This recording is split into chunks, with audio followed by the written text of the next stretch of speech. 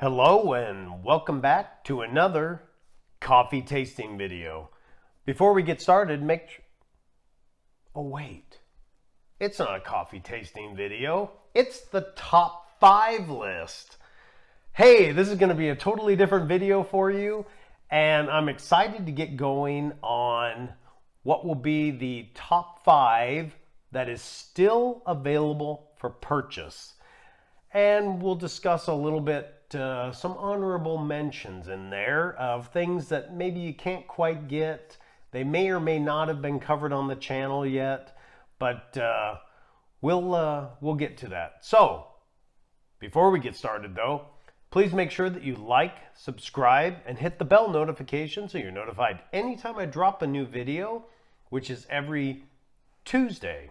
All right, so by your guys' request and by a very unscientific survey, I figured out that most of you wanted to see a top 5 video primarily for the Vertuo line and stuff that was still available.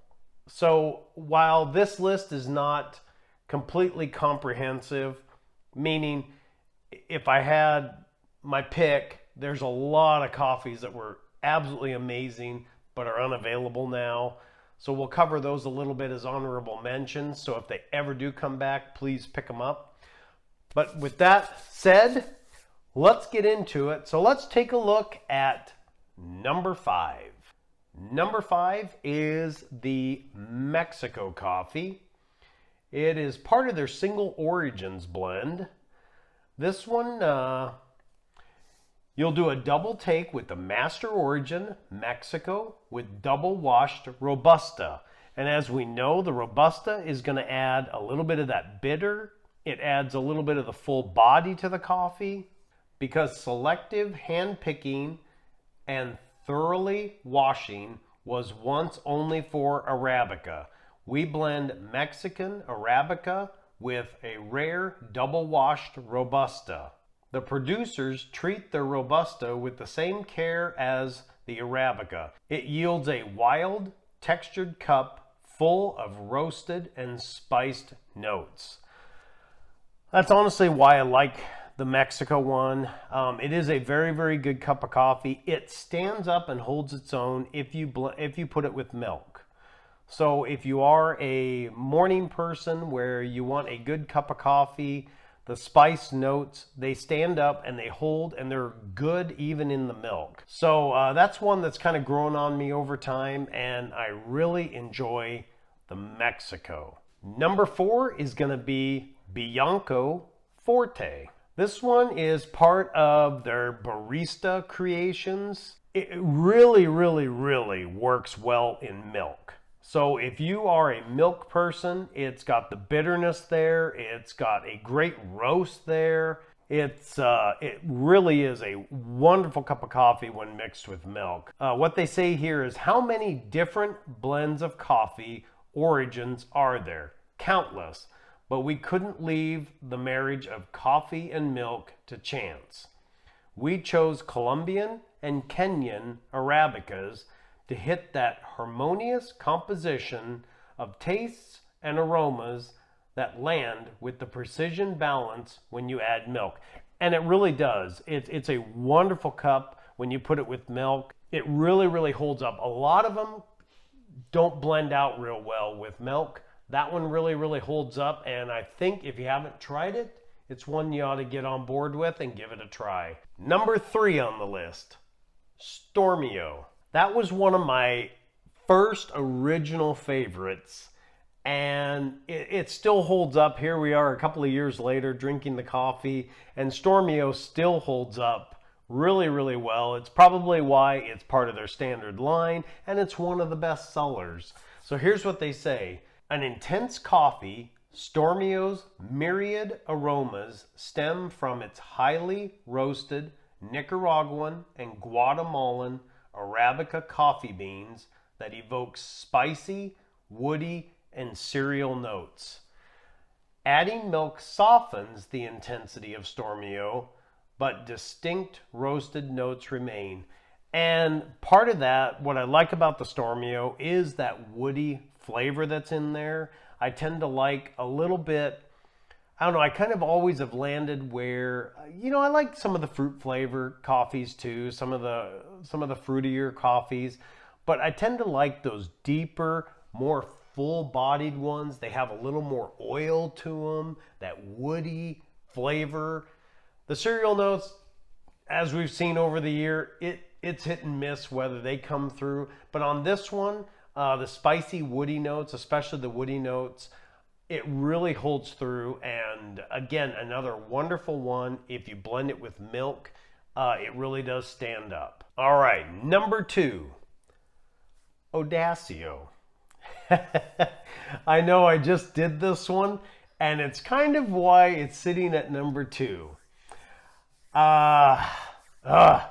This one, I almost want to put number 1. It's oh man, it's right there with my everyday drinker. I really, really like it. An audacious blend of fine Arabicas from Nicaragua and Ethiopia. Odacio is a full-bodied coffee with cereal notes accented by a slight East African fruitiness. It's really another one that's grown on me. I really, really like it. I like it just straight black. It is delicious just as a straight black cup of coffee. And that's kind of why I threw that one in here, because it pairs up so wonderfully with the one that I wanted to give number 2, because I was debating which one I was actually going to make number 1, because there's some of them that just, I love them, but you just can't get them anymore. Number 1, Intenso. Intenso has been my go-to coffee ever since I became a Nespresso drinker. Let's see what they say here.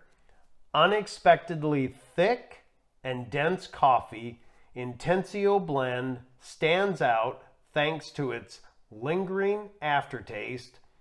Brown sugar and strong toasted notes bring a singular signature to this dark roasted coffee made of Guatemalan Robusta and Central and South American Arabicas.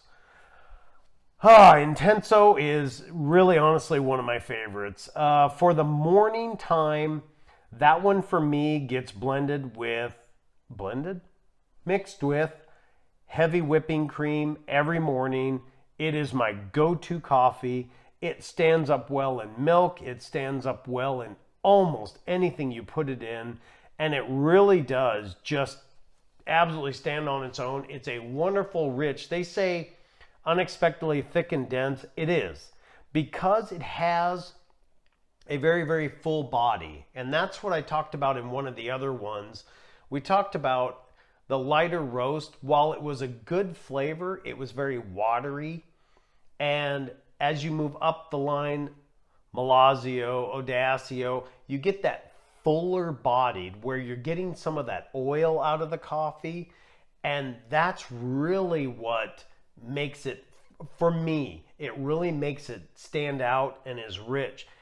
Intenso is my number 1 pick. Here we go. Some honorable mentions. I cannot say enough, and I still own some sleeves.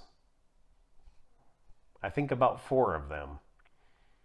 It was my favorite coffee of the entire year. If I could have picked favorite coffees for the entire year that weren't available, this would be the one. It would be Australian Summer Flat White. This one, because, well, we live in Arizona. We spend most of the year in sunshine and heat. And that wonderful cold brew, that flat white over ice with a little bit of milk and the caramel. Oh man. Probably the best thing I've almost ever tasted in my life. It was the best drink ever. I honestly can't say enough about it.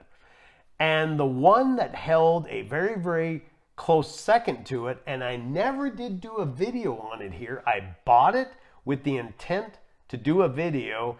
In fact, oddly enough, if you watch my Sprint video, which has nothing to do with coffee, I actually show it at the end there because I was intending on doing it, and then I never did, and that was Paris Black. Paris Black was another coffee that was just absolutely wonderful. It worked well. You could do it as a straight shot. You could put it with milk. It worked well as an iced coffee. It was just an all-around great shot. You could mix it up with syrups and milk and ice or cold or hot. Whatever you wanted to do, it just stood up to it. So Paris Black was one of the other ones that if I could say was a top coffee. And then another one, which was prior to me really doing videos on Nespresso. In fact, I still got some pods. Hang on a second. These two coffees came out last year in 2018. I still have some. I bought quite a few sleeves of them. And one of them is Madeleine, and the other one is a macaroon. And these were, I think, very underappreciated for how good they were.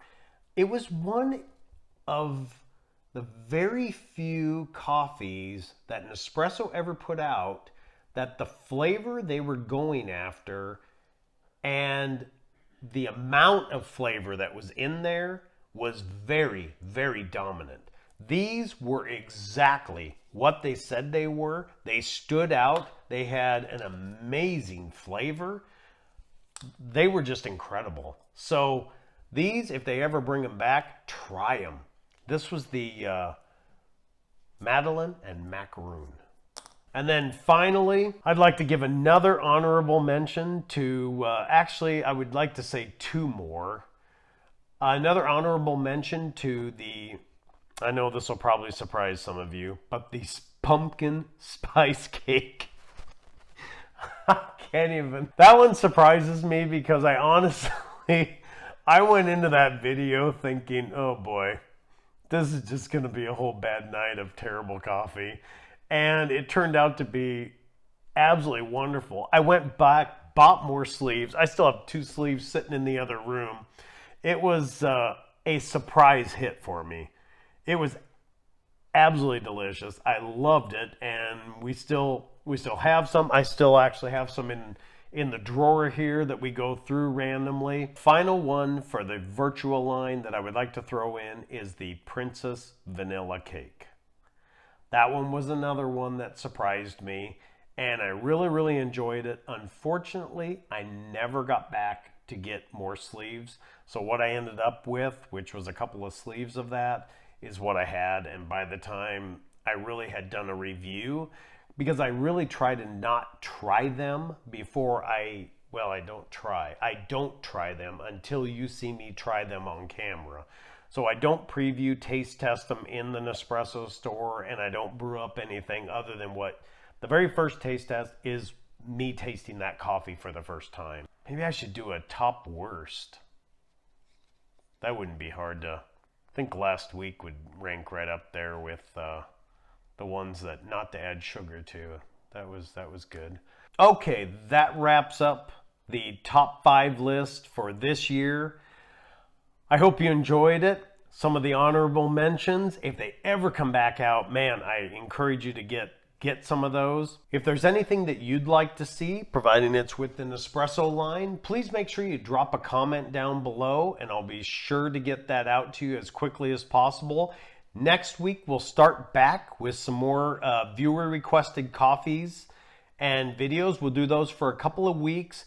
It looks as if a couple of the requested flavors are going to be brand new releases for March. So if that's correct, I'm going to delay those videos, obviously, until I can actually purchase them in March. But those will then supersede the other filler videos. Don't fret, I will get to your video eventually. Thank you again for your time. Make sure you guys like, subscribe, share out these videos. You've been doing an awesome job for me, and I appreciate everybody and your commitment to sharing out these videos and getting subscribers here. It's just been great. I'm still thinking on the contest. I think I've narrowed down the ideas, and so we'll try and get that contest out to you here in the next week or two. And if you feel so compelled, please join us over at Patreon. That's patreon.com/IPON70. It's the same as the YouTube channel, and support us over that way. Until next week, have a great rest of your day.